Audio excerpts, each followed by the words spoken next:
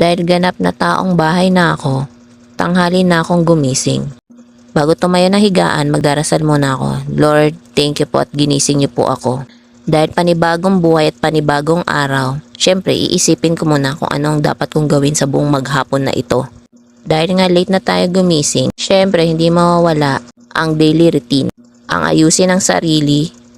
May maayos pa ba sa aking sarili? Hahaha.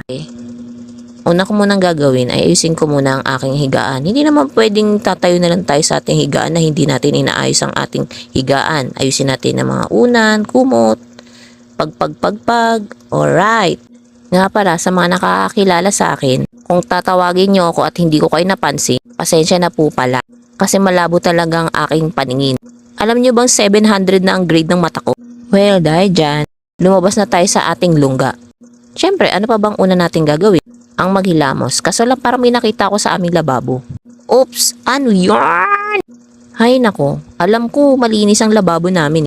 Siyempre, dahil walang gagawa nun, matik, sino pa ba? Di ako ang nag-iisang taong bahay.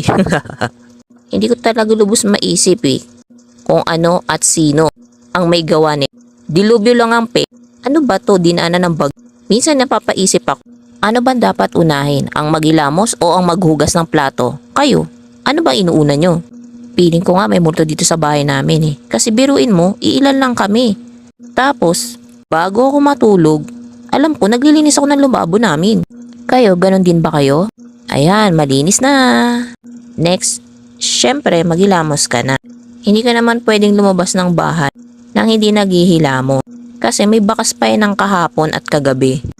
Uy, nagsabon ako baka mamaya isipin nyo hindi ako nagsabon. At dahil late na tayong gumising, lapit na rin naman ang tanghali. Ang dapat natin nang gawin ay ang magluto. Kahit patanghalian na, syempre hindi pa rin mawawala ang sinangag. Yung tirang bahaw na kanin kagabi, yun ang ginawa kong sinangag. Syempre, paborito ko yun. At habang niluluto ko, sayawan muna natin ang sinangag. Up, up, up, yeah, yeah, yeah, yeah, yeah.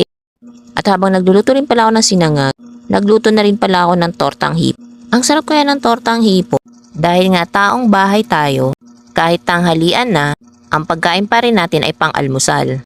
Tcharan! Sinangag na may kasamang tortang hipo. Oops, kargahin mo na si pamangkin. Cute, cute. At dahil dyan, ituloy na natin ang ating misyon. Ang kumain. Tortang hipon at sinangag. Kain tayo.